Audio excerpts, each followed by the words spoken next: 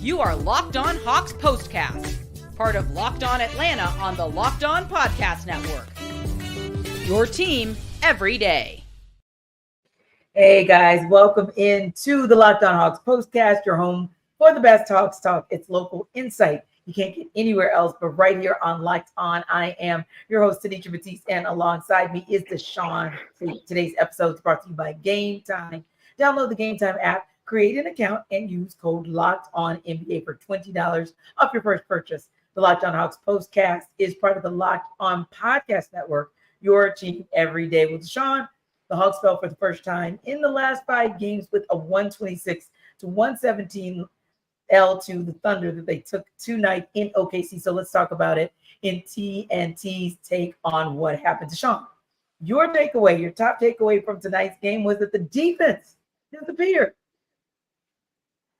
The defense, Tenitra, the defense. Like, still banging my head on the wall. And you know what? It's funny because when we tend to have these postcasts, that's usually one of the first things that we bring up.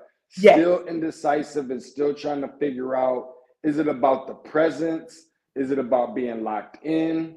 Is it really good defense, which we've seen from some games? I think the only thing that I can say honestly about this team and their defensive woes and so forth is that they have been consistently inconsistent. And if you look at consistency from a good standpoint, I mean, it just depends on what side of the fence you're on. In a game like this, it was like Oklahoma City was applied the pressure and was just very aggressive, got after it. And, this almost kind of looked like Atlanta when they got punched in the mouth by New York. We thought that those days were over. We thought that was done. And I remember these days of being the young Hawks, Tenitra, when you were that young crew. And everybody this was just a stop through the city. Most of the opposing teams was probably going to hang out at the Gentlemen's Club. Oh, by the way, we got a basketball game tomorrow night. No big deal. It was just a stop through. Well, that's what Oklahoma City was probably considered on tonight. And they had their chance to be the young dogs. Atlanta has to remember that they at one point was in that same situation, just waiting for somebody to come in here and upset them. So I think we saw a little bit of that and maybe overlooked OKC a little bit, which never should have happened in the first place if you didn't learn your lesson by now. I would have to agree with you on that one because here's the thing. And when you kind of look down, there are a couple of things. Well, 2 players that stood out, and I know you're going to want to weigh in on this as well. First of all, you better never, I don't care who else is suited up, laced up, or booted up, you better never overlook SGA because that is going to be the death of you. And it really always is for the Hawks. I mean, since Shai Gilgeous-Alexander came into the NBA, he's been a problem for the Hawks. Tonight, stat line, 30 points on 11 of 20 shooting from the field, 3 of 7 from 3, but also had a pretty good all-around game, 8 rebounds, 6 assists. I mean, you really can't expect more from him. And like you said, Deshaun maybe getting into a little bit of foul trouble, but at least you saw that aggressiveness from him. So, yeah, he got the 5 personals, but that's because, Buddy was out there really doing it. And then interestingly enough, and we'll talk a little bit about this in the deep dive as well, because I thought this was actually a good move on Quin Snyder's part that got the Hawks back into the game.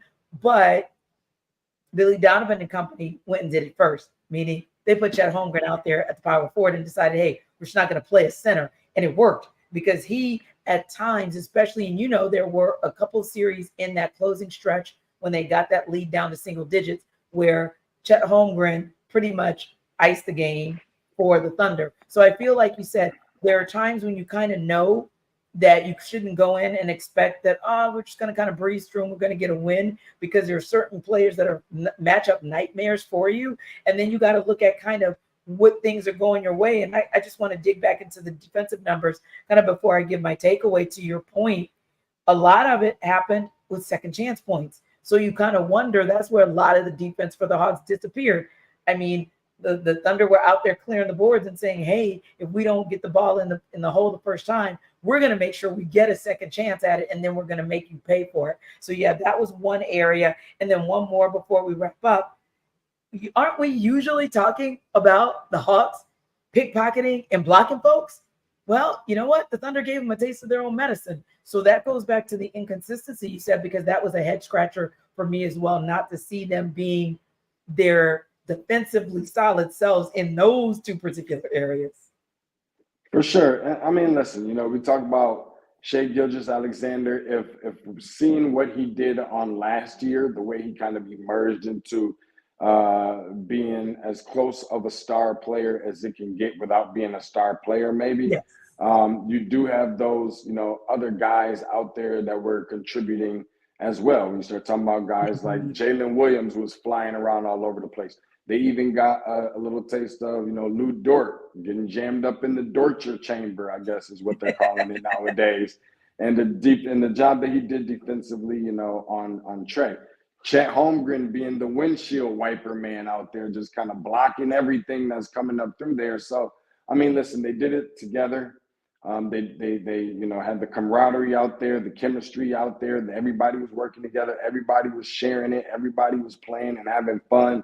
And if we're just being honest, I know we can touch on this a little bit later, but I definitely want to, you know, certainly mention when you have some of those instances when DeJounte Murray is, I'm not even going to say not having a good or a great game, but just clearly not looking or performing in this game like he had the previous ones. Okay, there was maybe not a big drop off, but yet still the stuff he was doing was career stuff. When he doesn't have a career night, you're going to need your other, you know, counterpart, your duo, your backcourt teammate, what have you, to step up and step in the gap. By the way, you're from Oklahoma. So, you know, some of those things, maybe it apply pressure, maybe it doesn't.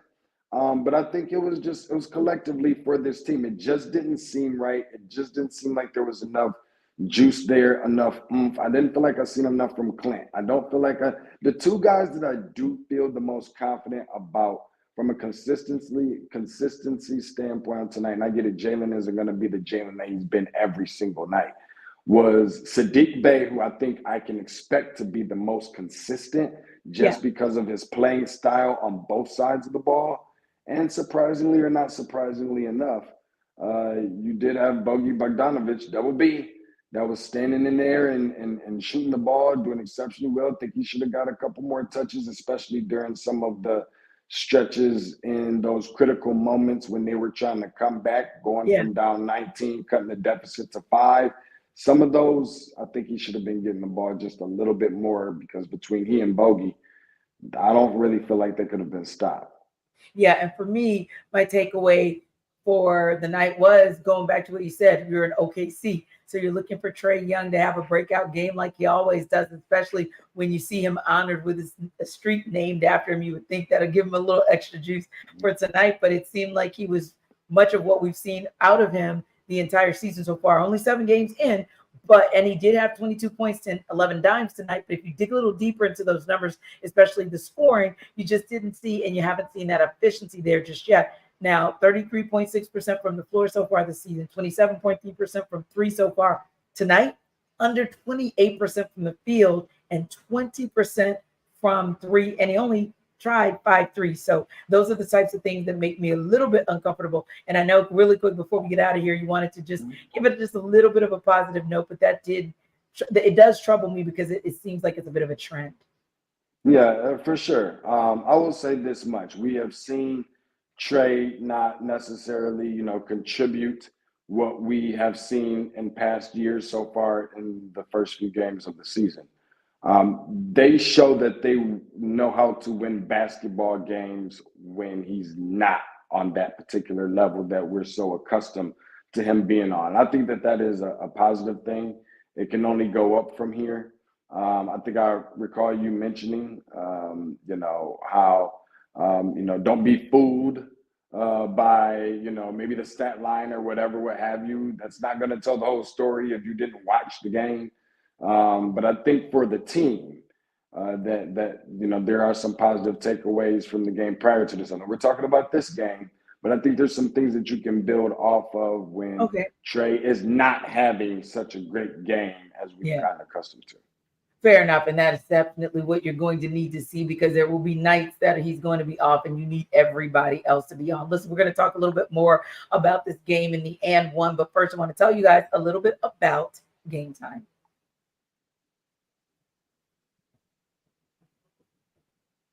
All right. So Game Time, you know, when I think about this, Deshaun, one of the things that I think about that makes me frustrated is when I'm trying to buy a ticket and for whatever reason, I'm not sure if the seats are good. I don't know if I can actually find them last minute where I want them to be. And then the deals are kind of shaky, right?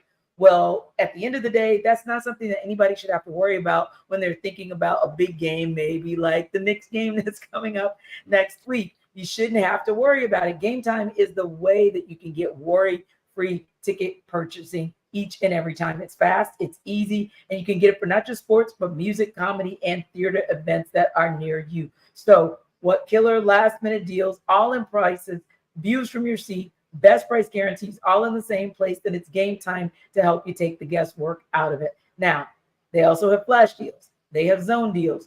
You can actually view the seats from any venue. It's the lowest price guarantee, event cancellation protection, job loss protection, etc. I mean, you really and truly cannot go wrong with it. And listen, Game Time has deals on tickets right up to the start of the event. And if you're like me, sometimes I go last minute with it. So even if it's an hour after it starts, you can still find that seat. And listen, we know everybody in Atlanta likes to come to a game fashionably late anyway. So they probably don't really care to know anything but that they can get that. And of course, you can get credit for 110% of the difference if you happen to find a ticket at a better deal. But check it out on Game Time.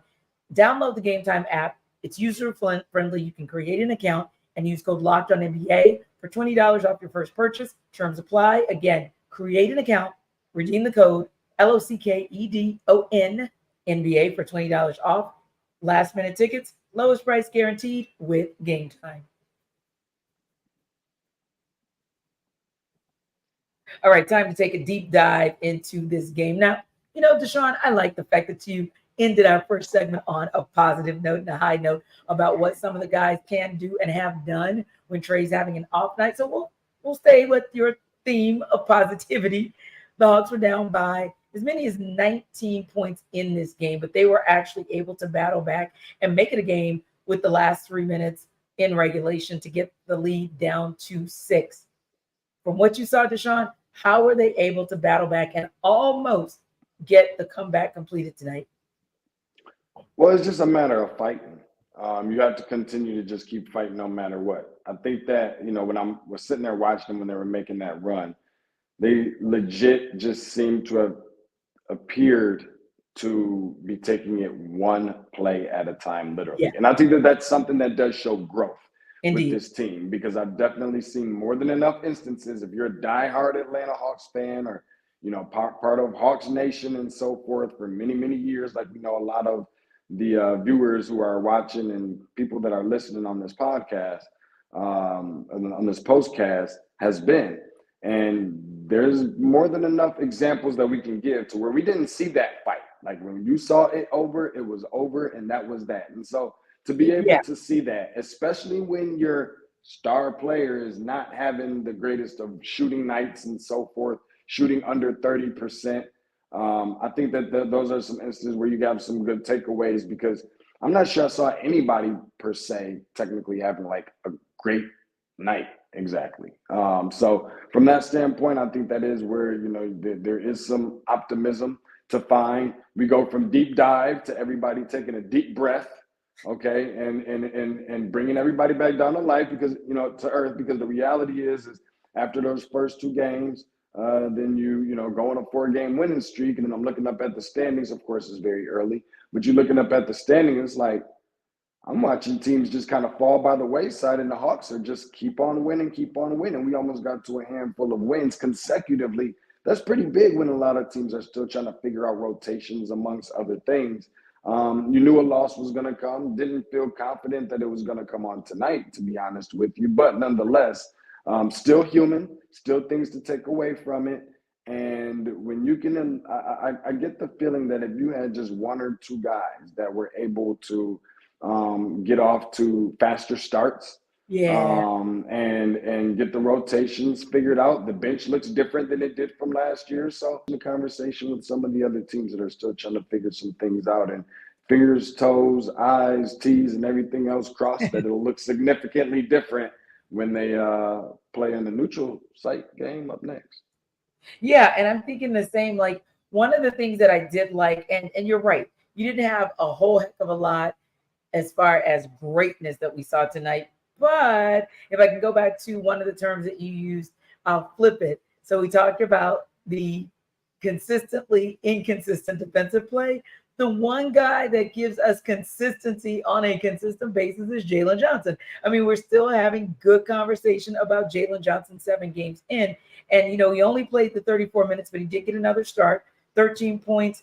But he also had 12 rebounds and he had 5 assists. So I like the way that's still a pretty round game for him. And that was actually a career high for him with those 12 boards. So I do like what I saw out of him. And I do think he was at least a little bit of a part of the comeback, if you will, getting that down to 3. And another thing that I wanted to mention as well that I thought was a good call on Quin Snyder's part, and that was kind of matching the Thunder with how I'm going to go with, say, small ball, meaning no center. So at some point during that stretch, during that run to get back into this game, Quin decided when Clint Capella sat, he'd bring in Onyeka Okongwu. And again, this is one of those where the stat line doesn't tell the story completely, because you only see 7 points and you only see 3 of 8 field goals in his 25 minutes, but you see 14 rebounds. And that's how the Hawks slowly but surely started getting back into this thing. So I think those are some good moves as well. It goes back to something you said about the team. There were times last season where we'd say, yeah, they're down for the count and they're done, especially the first half of the season, right? But this year, I feel like, nope, they're showing signs of always being a team that can be in it even to the end, even when they start off slow, to your point. And I think part of the reason they're showing it is because Quin Snyder makes faster moves than, say, we would have seen, unfortunately, from, say, like a Nate McMillan, as far as like switching some things up in game when he's not seeing the matchups that he likes. So I did think that was a good look for the Hawks tonight as well. No, I definitely agree with you on that, Tenitra. You just gotta start somewhere, you know, and it's the next game up. Sometimes I'm curious, you know, as to games like this, who's taking it personal, who's treating it like, you know, like it's the I don't necessarily per se, you know, particularly think that anybody's going to go out there and try and treat every single game like it's a championship. I know we like to think that that's the mentality that people should have, but that's just not the reality either. Right. However, you know, I've been on this postcast and said this before. I'll say it tonight, and I'm sure I'll say it again after tonight. You've got to beat the teams that you're supposed to beat. Okay.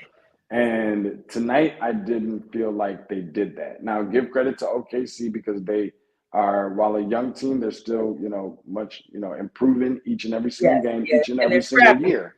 And they're scrappy. And they got good pieces and they got some athleticism. And now they're adding a healthy Chet Holmgren, who, if not anything else, can be a difference maker with shot altering, amongst other things, on the defensive side of the ball. And, you know, Lou Dort, you know, there's some good pieces over there. Mm-hmm. But they're playing together, okay? And they're hungry.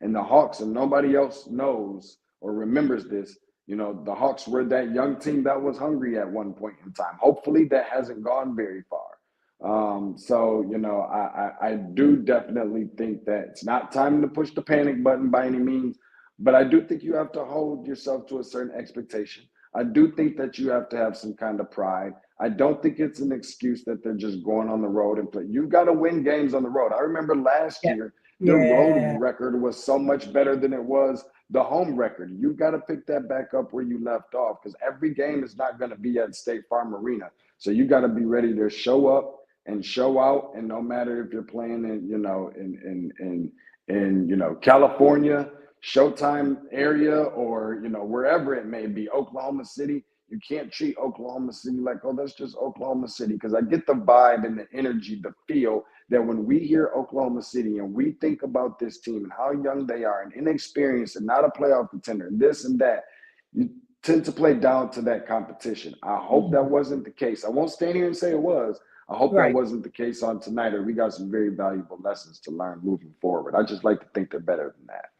Yeah, I would have to agree because, listen, I know it's the Thunder, but You know what it reminds me of? It reminds me of sometimes how the Hawks would get caught out there with the Pistons, where because their record would indicate one thing about them, they're a bad team. Not against you, Hawks, because matchup wise, they just seem to have the Hawks number last season and really since the inception of Cade Cunningham, but we digress. But ultimately, this feels very similar. Like the Thunder may not be there yet, but as far as having the Hawks number, they definitely give them grief when we think about it from the perspective of matchups. Now, look, you can't not talk about the bad, right, from what we saw tonight. And one of those things was an abysmal shooting number, toughest number or lowest number rather so far this season, toughest outing in the first half, 50 points from the Hawks. So you say they shot badly, but let's keep it real, Deshaun. It was probably just they shot badly or horribly in the first half, but they played so poorly in the third quarter that it was probably just a little bit too much to overcome. But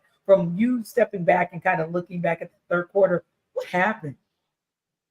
Yeah, just I think a lack of focus, to be honest with you. When you start looking at some of these championship teams, and this is just one thing that I always kind of take a step back and pay close attention to, and you tend to hear the same thing over and over about some of these teams that are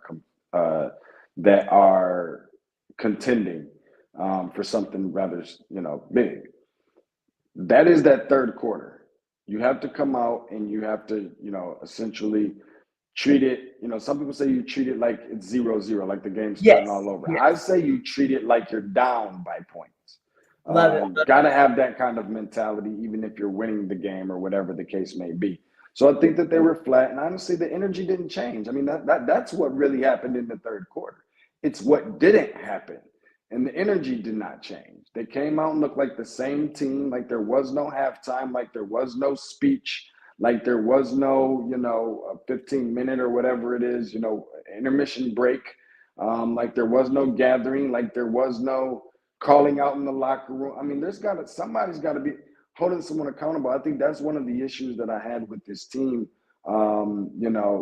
actually for the last couple of years was, number one, you need more adults. That's always kind of been my thing, and not a dig on the team by any stretch of the imagination or whatever, what have you, or anybody that's wearing a Hawks uniform. But who's the fed up guy?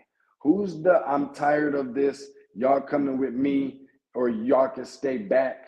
But if you're coming with me, we're going out there and giving it 110%, and something has to change in this locker room. And if something within you has not changed, then you need to stay in this locker room while we go out there and do what we got to do. Whether that equates in a win by 100 or whether that equates in a loss by 100, you have to be willing to show some pride and leave it all out there on the floor. And I don't feel like the energy going into the third quarter did that at all. I felt like it was very flat.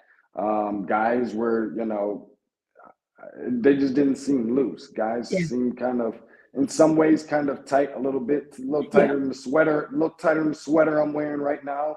I kind of feel like that's where we were at with this team, and it just didn't leave a good taste in my mouth. It just seemed something seemed very off about it. Indeed, and I think when you have a third quarter like that, you can mount a comeback in the fourth quarter, but after you have to build off of or build back from everything that was kind of torn down in one quarter, sometimes the energy you expend is just too much for you to make that full-on comeback. So we'll talk a little bit more of a look ahead, as we know that the Hawks are headed to Mexico City to take on the Magic. But before we talk about that, and before we talk about a little bit of a kudos, honors, recognition to Trae Young in his hometown, we'll talk a little bit about, and I'll give you some details on FanDuel. So now when we talk FanDuel, Deshaun, look, I know you got a little one and you're already kind of thinking about the holiday season, that sort of thing. Most of us should be, because why? This is an opportunity for us to get ahead of it early on with our Christmas shopping, our holiday shopping.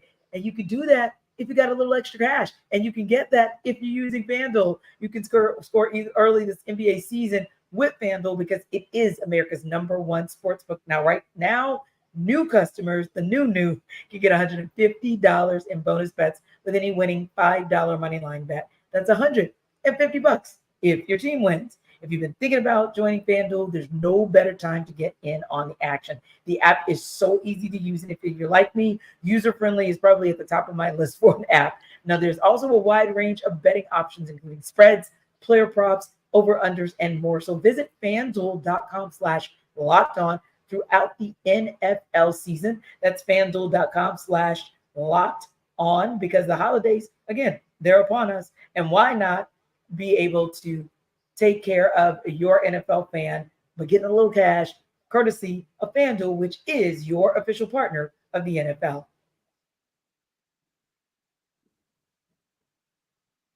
Okay, so like I said, we'll end this one on a high note with a little bit of rapid fire. As we know, Trae Young had a street named after him in Oklahoma City this past weekend. And it was really kind of cool because the Hawks threw some video up on social media showing that each and every teammate was there. So Deshaun, how cool is that he was honored in his hometown, but also that all of his teammates who were, physically in the city, but they took the extra time to come over and just give him some extra love. How cool was that? No, I think it was super dope. I mean, listen, you got a street named after you. That kind of goes to show, the things that you do within the community. I know Trae has, definitely been with, doing some things not only within the Atlanta community, but certainly within, the Norman, Oklahoma, obviously where he attended college as well and grew up and all those good things. But, shout out to him. Congratulations to Trae. That's leveling up right there. That's a whole different definition of leveling up. But congratulations to him, the Young family. I think it was awesome to see his teammates there that was supportive of him. I mean, those are some of the little things that just kind of go a long way. We love this sport of basketball. Obviously, nobody, I argue up and down, nobody loves it more than me. But there's things off the floor that I think make a huge difference as well. And your people being there for you, that you go to war with each and every single night, I think is certainly one of those things. So congratulations to him, and congrats to the teammates for being there to take it all in as well. Yeah, and I think those are the little things that as this team continues to grow, they grow together when they're there to support one another. So yeah, I agree with you. I think that when you look at the product on the court, it may not seem like a big deal when these little moments in time matter, but they do.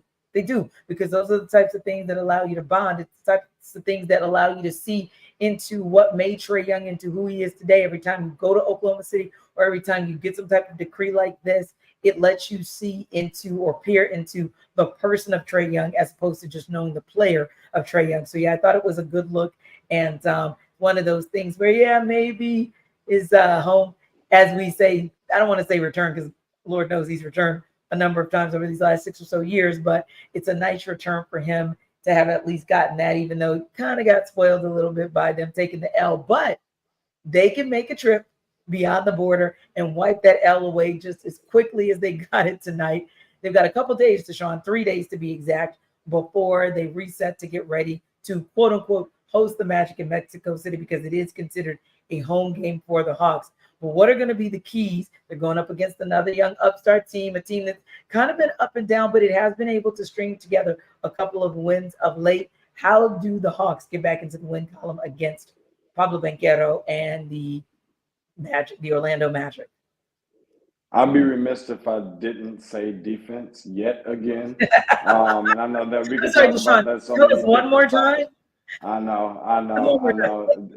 I feel like Allen Iverson with the practice thing. But I probably said it more times than he said practice. But specifically, even on the offensive end, offensive rebounding, I think that's going to be key as well. Orlando has been, I watched every Orlando, specifically home game on last year, and just saw how great that they were. And while they didn't make the playoffs, they were certainly in position to make a strong push for it. You've got a lot of athletes out there, so you really have to do a good job of blocking out. When you have that Cole Anthony and Paolo Banchero, and the Wagner brothers have been really improving, Jalen Suggs, and you just have so many guys that are capable of doing damage. Now, obviously, in a situation where it is a neutral site game, that is something that I think can help the Hawks a little bit. But make no mistake about it. We talked about OKC being a team that's young and hungry. I would definitely put Orlando, if not at the top of that list, extremely close to it, certainly surpassing, OKC in those regards. So they're going to be hungry and they want to win as well. And That's just something that I think Atlanta really has to do. I would say offensive rebounding, making sure that they're not turning the ball over. Yes. Definitely, obviously, you want to hit more shots than the other team because that's what results in a win. But it's got to start with the defense. The other stuff will come first. Defense, the other stuff will come later, but defense has certainly got to be at the top of that list for the team. Indeed. Like you said, protect the ball and also get that other team to turn over the ball. But when they do, make sure you capitalize on it. So yeah, we'll be looking forward to hopefully talking to you guys about a Hawks win in a few days. But in the meantime, I want to thank you guys as always for stopping by the Hawks Postcast right here on your Locked On Sports Network, your team every day. Have a great night, guys, and we'll see you at the next Postcast.